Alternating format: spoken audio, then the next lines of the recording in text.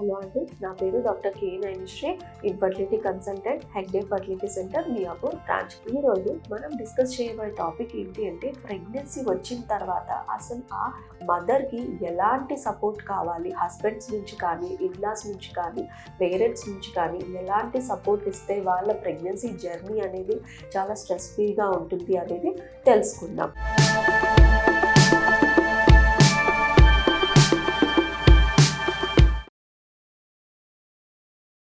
So చాలామంది కూడా ఒక్కొక్కసారి చాలా ఇబ్బందులు పడుతుంటారు, హస్బెండ్ తరపు నుంచి కావచ్చు, లేదా ఇన్లాస్ కానీ, పేరెంట్స్ నుంచి కానీ. ఎందుకంటే హస్బెండ్ సరిగ్గా సపోర్ట్ చేయట్లేదు, పట్టించుకోవట్లేదు అని చెప్పి చాలామంది కంప్లైంట్ చేస్తూ ఉంటారు.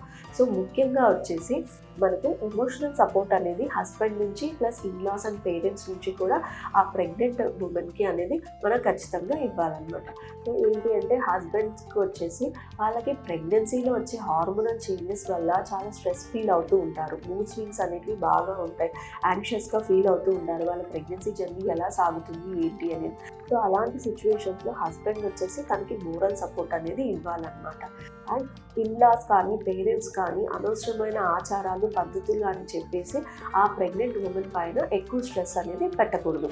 నెక్స్ట్ వచ్చేసి ఫిజికల్గా కూడా వాళ్ళకి ఎలాంటి నీడ్ ఉన్నా కూడా మనకి ప్రెగ్నెంట్ ఉమెన్కి సపోర్ట్ అనేది ఇవ్వాలి. మెయిన్లీ వచ్చేసి ప్రెగ్నెన్సీలో వచ్చేసి హార్మోనల్ చేంజెస్, ఈ మూడ్ స్వింగ్స్ వల్ల వాళ్ళు చాలా టైర్డ్గా అనిపించడము, ఎలాంటి వర్క్ చేసుకోలేకపోవడము.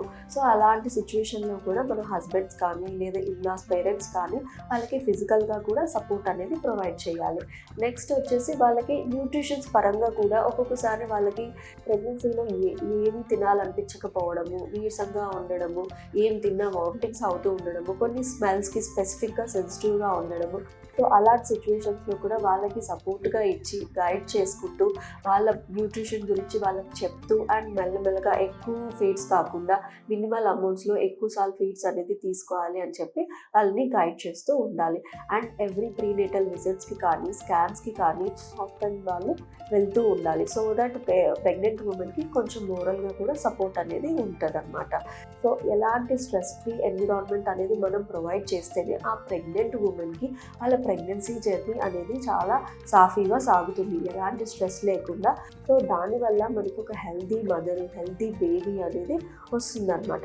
ఇలాంటి స్ట్రెస్ అనేది పెట్టకుండా హస్బెండ్స్ కానీ, ఇన్లాస్ కానీ, పేరెంట్స్ కానీ ప్రెగ్నెంట్ ఉమెన్ వాళ్ళ నీడ్స్ని బట్టి మీరు మీ సపోర్ట్ అనేది అందించగలరు.